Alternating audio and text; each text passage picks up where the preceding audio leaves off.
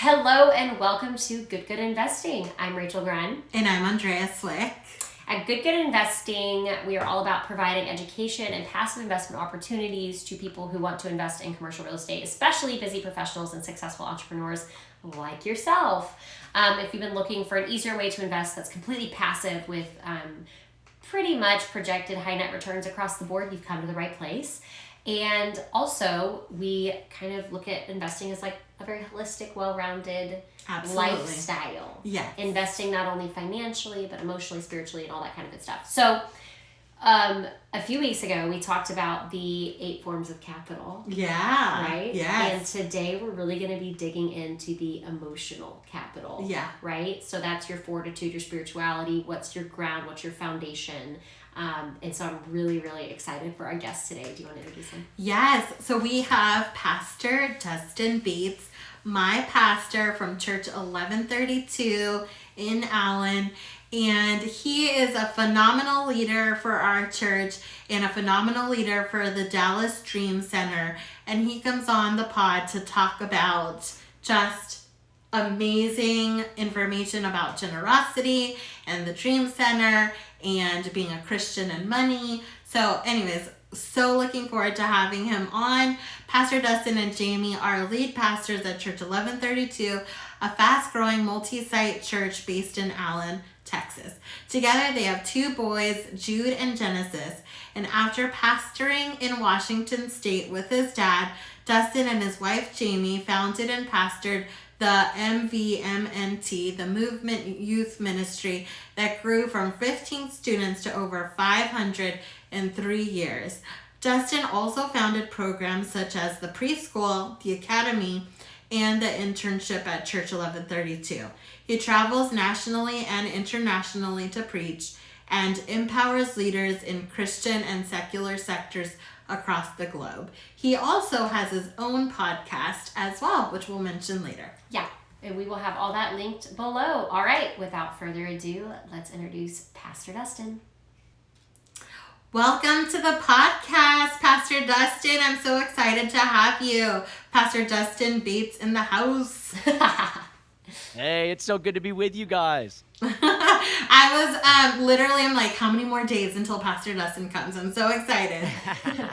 So I know you, but why don't you tell our listeners about you?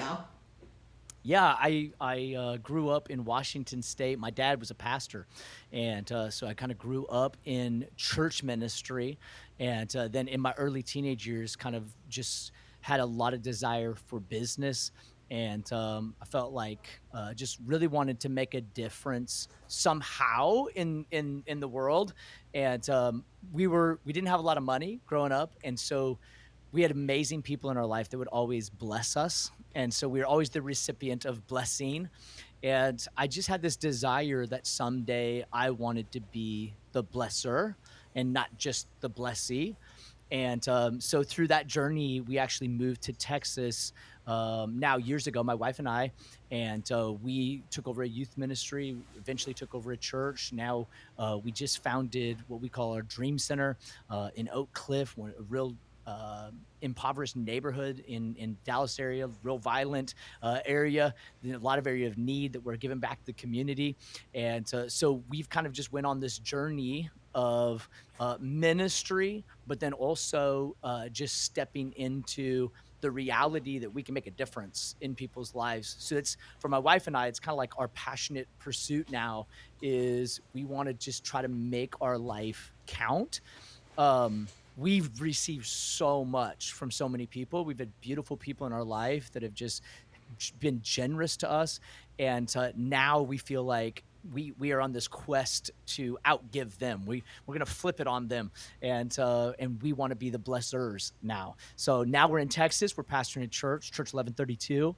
And then we founded our Dream Center Dallas. And got 2 boys that are just wild and crazy, and I love them. And yeah, I think that's kind of where we're at now. Yeah, that's amazing. And you also have your own real estate business, right? And then didn't you want to pursue some business at some point in your life as well? Yeah, I love business. I just like how it works. My mind has always kind of just been intrigued with how to move things forward, or how to problem solve. And really, that at the end all of business, right, is just helping someone solve a problem. And so we started. My wife's been was in real estate early on, and we kind of got into that, and that's been fun. We really enjoy that, and doing that. I started years ago. Was a part of a tech company that we did a startup, and I learned a lot. I was young and made a ton of mistakes, and learned a lot about some of the difficulties, because sometimes I think I thought, oh, it's just going to be easy. We're just going to help people, and some of the difficulties of raising money and getting investors, and all of those things. But through that, I felt like I really was able to define things that I was passionate about and I'm gifted to do, and then things that maybe I shouldn't give as much time to. And I think that was a process. I wanted to do everything, but I had to really focus my efforts into what I really believed that God was leading me into, kind of in those seasons. Amazing. Yeah, that's really good. So at Good at Investing, we talk a lot about investing not only financially but also investing in family, investing in ourselves. I think it's we see investing as very like holistic. It's full, Yeah. all encompassing type of investment. So I want to know, what do you think about the relationship between faith and money? How can we invest? And you spoke about a little bit investing in our community, right? And Right. finding ways to do that, even if you don't have money, you can always invest your time. But Right. are there any particular like biblical principles that guide your perspective on personal finance and investing? Yeah. The number one for me is gratitude is the fuel of generosity. So when I feel grateful, or when I can put myself in a mental state where I'm really grateful for the life I have, for me, it's my faith, for what God has done for me, has blessed me with a family. That gratitude almost always will result in generosity. So for me, my relationship between faith and generosity is, I believe God's graced me with salvation, with forgiveness, with beautiful people in my life. And so it's a natural response for me to be generous. And I think that's really the health of any relationship, is reciprocity. And sometimes when we look at faith, we think it's all receiving from God. But I think if you really understand what we've been given by God, it fosters a heart of gratitude, which really is the fuel of generosity. So for me, the more I feel blessed, the more I want to give. I think even starting out in ministry and starting with some business, it was amazing to me how much of a lack of help there was, and I wanted help. And I think, you guys do a lot of this. I wanted help, and it was like hard to find. It was as if people were a lot in their own world, and they would only use you if you were a means to an end in helping them. And so I really set out, and I think my faith really stirred this in me, is if God blesses me with the ability, like I said in the beginning, to be the blesser, then I want to do whatever I can for other people. And what's interesting is, what actually looks like giving away starts a cycle of blessing, because I've found, as I'm generous, it releases blessing back to you. And it's an awesome business principle just to have, is just give more than you take. So I'm going to provide something to a customer more than I'm going to take from them. I think that's how faith incorporates in generosities. We've been given so much, so instead of just being a container and receiving, then we also continue that on. So I say, instead of a container, I want to be a conduit. I want it just to flow through me. When God blesses me, thank you, and I want to continue to pass that on. That's great. We did a whole episode a few months ago on, can money buy happiness? And we Ooh. determined that it can, if you spend it right. If you spend it on other people, it can bring happiness. So I really want you to Wow. talk more about what do you think the relationship is between money and happiness? Would you agree with that? Can you expand on it? Do you believe that financial success can bring true fulfillment and contentment? Yeah. So I think the difficulty is that most people serve money instead of serving God. And I think that money, if it's a substitute for God, it can never bring happiness. But if you use it as a tool, it can do incredible things. So money is exactly that. It's just a tool. And when we begin to put money at a higher place than our faith, our mental health, our families, it's in the wrong place. Money is just a tool. And what you are without money, you will just be a magnified version of with money. Money is a magnifying glass.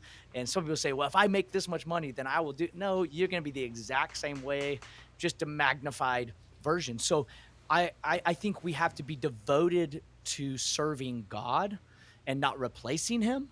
And we got to be devoted to using money. And whenever money becomes the thing that we're serving or devoted to, that's where I see people just begin to really lose their minds. And it's interesting, they really don't actually gain much money when money is the overall goal. There is this spiritual law of blessing others and then receiving blessing. Mm. So I think whenever money positions itself as that substitute, you have an expiration date on your happiness. Because true happiness, true joy is going to be found in fulfillment. And when I find my fulfillment in God, now I can use money as a resource and it brings all kinds of joy. When I get to bless someone, what we're doing through our Dream Center, we're blessing a community, that brings me so much joy. But that money is serving me. I'm not serving it. I love that. So, what role do you think, or like the goal of achieving wealth and financial planning, like how strong should that be for a Christian? Yeah.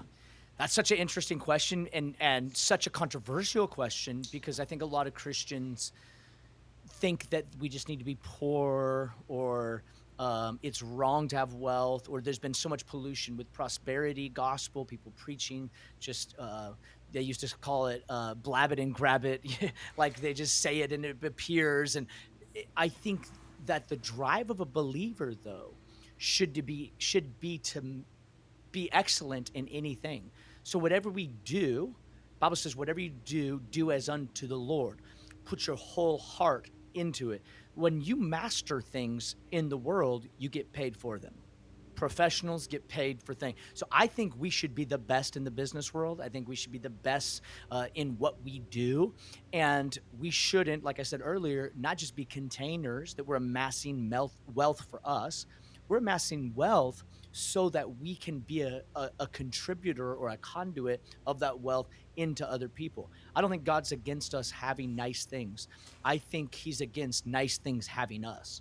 So again, it Mm. goes back to what we serve. So if I'm just doing it, I'm losing my life and my family just so that I can have that new house or have that new car, or have that status.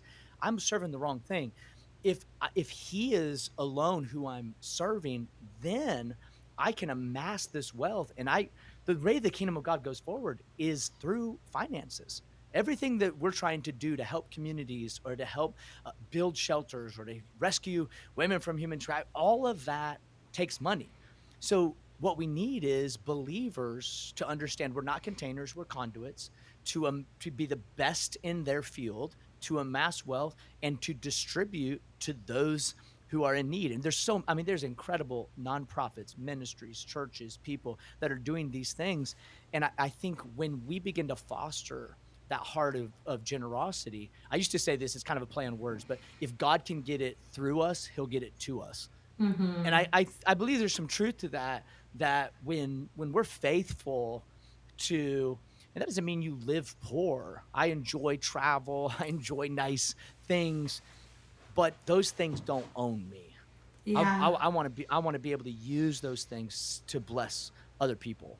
Well, it's so funny because I didn't grow up with a lot. I'm from a single mom, right? And so I saw my mom never spend money on herself. and she would try to give me as much as she could, right? And so now I have to overcome this mentality of it's okay actually to spend money. I get so guilty. Like, I bought these Golden Goose sneakers. Oh yeah. I'm like, oh, who am I? Wait, no, like literally every minute in the store, I was like, maybe you should just buy Nikes. Maybe you should just, like, I just was like trying to like out guilt myself. Like, it's okay, Andrea, you can have a pair of, nice shoes. But, Right. so like overcoming that, but it leads me to the question of like, how do you allow yourself to be, okay with spending money on yourself and maybe financial security for your family. Maybe it's leaving a legacy, but reconciling that with, I want to give as much as possible to help people, and I don't know that it's just a guilty feeling, but I don't think that God, wants me to feel that way. I think he wants to give me good things, right? Like, I have that mentality, but how do I reconcile that? I will not pan down to show you my shoes right now, because you may or may not be wearing a pair of Golden Goose right now. So I think it really goes back to our heart condition. So, a pair, it's all relative, right? In to some person, a pair of Nikes could be very outlandish and expensive. To another person, a pair of Golden Goose might be outlandish and expensive, but it's relative. So as you amass wealth, there are things that once I thought were very, very expensive that are not as expensive anymore.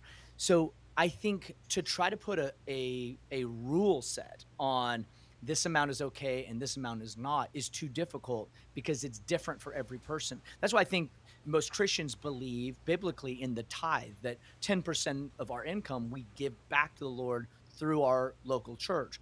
Well, it's interesting that God deals with percentage, because percentage is the same for everyone.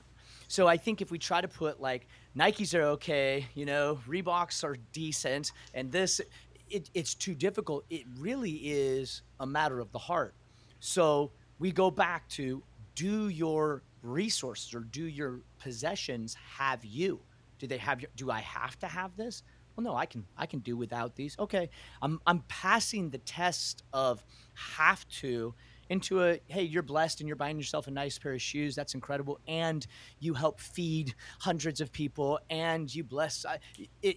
The heart position is generosity. And if it's generosity and not slavery, then I think that's the test that you have to pass, if that makes sense. Yeah, I love that. Yeah, it's like not the outward expression, because that can be misconstrued 100 different ways. Someone could see you in a store and be like, oh my gosh, she's buying all this designer stuff, but they don't know your heart, right? They don't know your heart. They don't know what you're doing outside of that to serve others. And yeah, you want to have one nice thing because you worked really hard for it, but also, like you said, it's all about, where is it on the hierarchy of what you serve and what you love? Is it at the top? Because then it's a problem, right?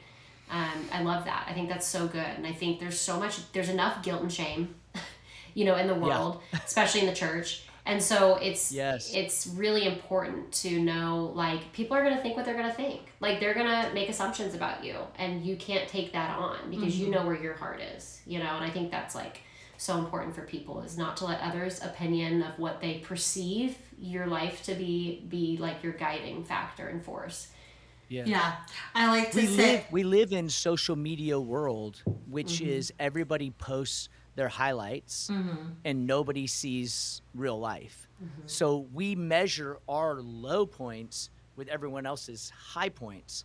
So we're measured in our humanity against someone else's highlight reel, and we'll always come up lacking. So I think, Rachel, to your point, I think that's where there is a lot of judgment from people, because they see something, they see a snippet of you or us, and they think one thing, but that's not the totality of who we are. Yeah. Yeah, absolutely. I also, to your point, like to say that what other people think about us is none of our business. Oh, I like that. That's good. That's good. grasp onto that confidence. And I'm gonna take that. Yes. I'm gonna Yeah. take that away. I like that a lot. That's really good. That's so good. I had a mentor tell me one time because I had received some criticism, and so I was just, man, I don't know what to do with this, and I think they're thinking this, and you kind of get in your head, about what people are thinking.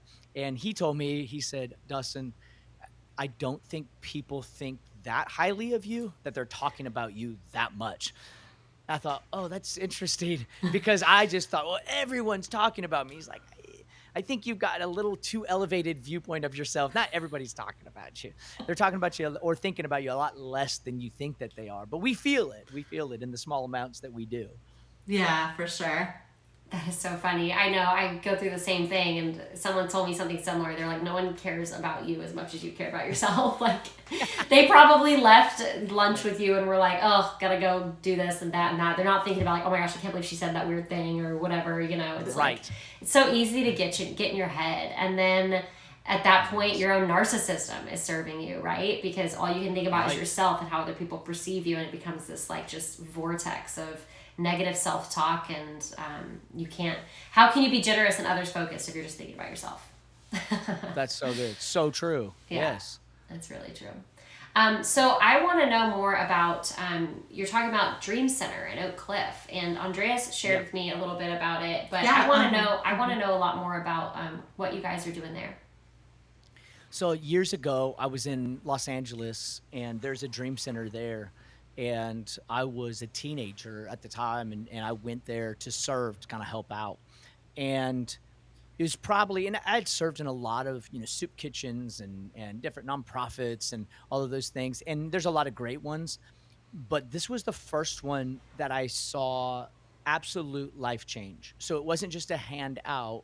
There were people serving on the staff, on the team that were in our tour, and they had come from Skid Row, got set free from drugs, alcohol, been rehabilitated, now back in society, bought a home, and now leading other people to, I mean, I saw a complete 180. And where before it seemed a little bit like it was charity, so we give because we have, we want to help, and it was a handout. And they say this, and I really believe this. It was not just a handout; it was a hand up, where they were incorporating people back into society with an elevated view of themselves that they can actually make a difference. So that something struck me then, and I really felt like God placed on my heart that someday we were going to do something like that. So years later, we are leading our church in the Dallas area, and God's really blessed us. We had grown very quickly and multiplied to different locations. And I just felt a little bit unsatisfied. We're in a very affluent area. We're very blessed. And I realized that less than 45 minutes down the freeway is one of the most dangerous zip codes in Dallas, 75216. It's Oak Cliff. Oak Cliff is notorious for a lot of different crime and poverty and all these things. And beautiful, beautiful people live in this area, literally, 35 minutes away from us living our blessed life. And I just felt like we've got to do something about that. So we pondered it for a little while, but my wife, one, we were kind of planning for the year, and she said, I think it's time. I think it's time for us to and we didn't have the money for it. We didn't really have the capacity to do it at the time. And she said, I just think it's time for us to do it. And so we really stepped out in faith and said, we're gonna do this. And God provided for us a beautiful building. We own 2 blocks right in the middle of Oak Cliff, a beautiful old church. It's been vandalized. It's torn down. We're actually raising money right now for the renovation. And so we put up a tent in the parking lot. And it's funny, we bought the building in January of 2020. So we were like, man, this is gonna be the best year ever. We're gonna take a step of faith. We're gonna help all these people. And then we all know, March came and the whole world shut down. We thought, man, we just made the biggest mistake. And little did we know the need was going to be so great and even magnified in that season. So we set up a tent. We started doing grocery drive-through lines, and literally our members donated money.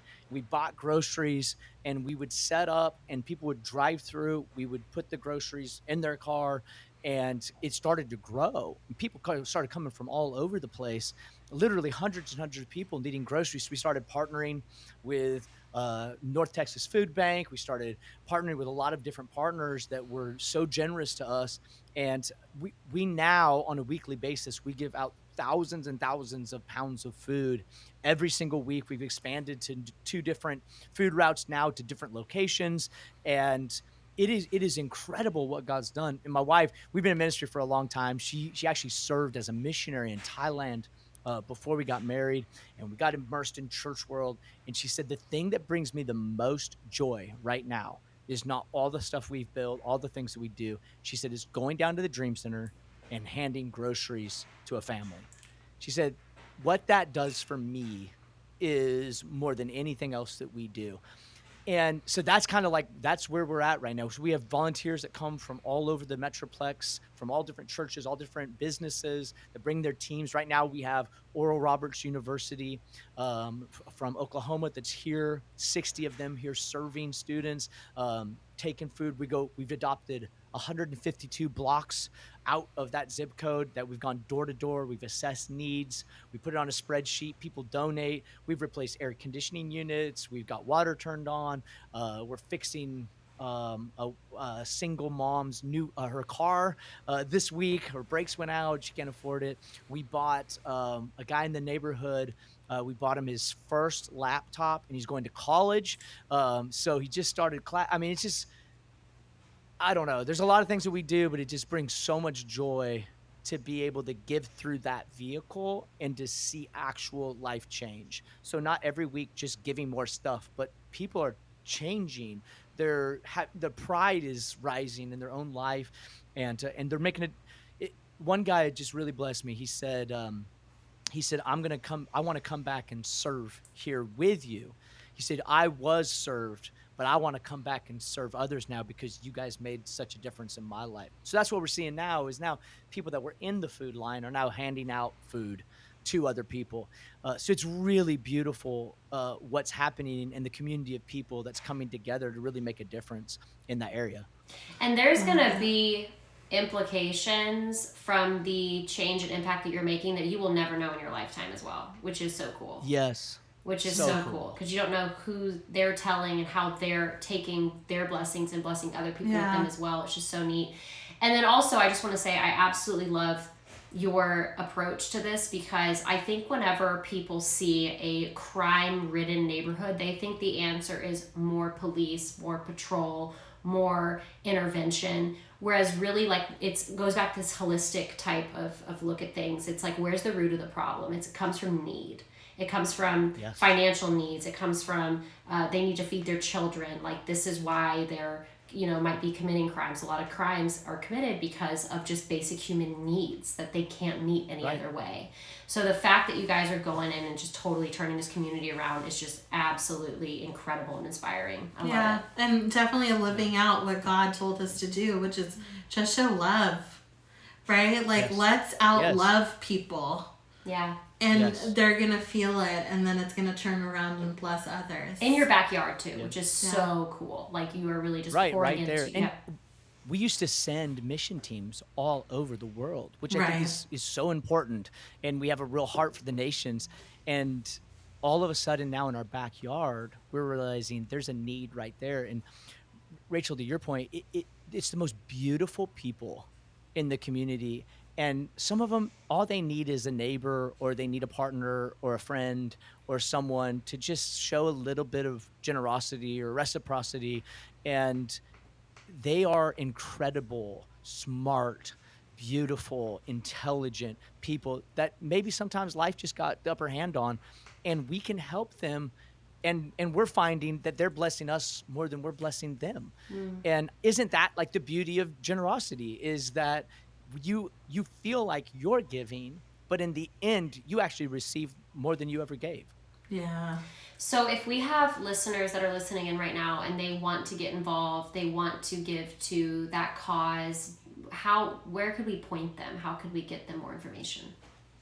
Yeah, our website, dreamcenterdallas.com. we'd love for you to check it out. And we've had businesses that are bringing their whole business teams and serving on a Saturday when we do like our event, like an Adopt-A-Block. We've had businesses sponsor events that we do. We do a back to school event where we give backpacks and supplies, and all kinds of different things we do is found there on the website. There's ways you can donate as well financially. It is, if they're in the area, DFW area, it is beautiful just to see it in action and just to be blessed that way. But dreamcenterdallas.com, you can check out all of our resources and programs. Thank you so much for coming on, Pastor Dustin. You are a true joy and an inspiration, and I look up to you so much. So thank you for your time. I am like supercharged after this conversation. Come on. No, you guys are fun to talk to. We can do this for a while. I love what you guys are doing, and I love the approach that you have to investing and building. So thank you for having me on. Yes, of course. Thank you. Wow. All right. That was pretty awesome. Going back to having him, come on and speak about that form of capital, the emotional capital, you can really see through, what he was talking about, how it almost is like currency, not in a transactional way. It's not like you give with the expectation to receive, but it happens. Like he's talking about with like the reciprocity, like it just happens. Yeah. So as capital, like when you invest, you do receive a return on that capital. 100%. And I think that you receive even more. Okay. Like I think that you can give a certain amount, right? And maybe it's by faith you're giving that amount. But like what you're gonna get in return is not like equal to what you gave, but even more. Oh yeah, that's a good investment. Right? A good investment is not just getting back what you put in. No, but it's like, so there's a verse in the Bible that's my favorite. It says that God gives us more than we could ever ask or imagine. And if you just sit with that, you're just like mind blown at the possibilities that we could be blessed in our life. And I know I tell you all the time, like if one door closes, there's going to be so many that open, right? And I truly believe what Pastor Dustin said, God looks at our heart and it's like, what is at the top of our list? And if generosity is one of them, then I really feel that those doors are going to unlock for wealth and success because God can entrust us and we're going to give it back. And the investments you make with your emotional capital, you have infinite ROIs because you will never know the extent to which that investment impacts people. Yeah. Do you know what I mean? Yeah. You'll never know. And so it's so awesome because the results and the possibilities are like absolutely endless. Yeah. Right? Whenever you employ that type of capital in your life. It's so good. We could keep going and going and going. Yeah. But you should definitely, if you're interested, check out Church 1132. If you live in DFW, if you don't, you can check out Pastor Dustin's podcast, which is called Win Every Time with Dustin Bates. And we will have that linked below, as well as the information on Dream Center Dallas if you would like to get involved. Anything else to add? We'll add a link to 1132 as well. But just want to say thank you to Pastor Dustin for his time and being on the pod. We absolutely loved every minute of it. So thank you. We got more exciting content coming your way. I can't talk. Oh my gosh. I'm like, my brain works twice as fast as my mouth. So I like skip words and it's horrible. Okay. You're so funny. I'm moving too fast. Guys, we have a lot of exciting content coming your way, so stay tuned. Subscribe if you haven't. Leave us a review so more people can find us. Tell your friends. Let's get together. Let's partner together and change the world.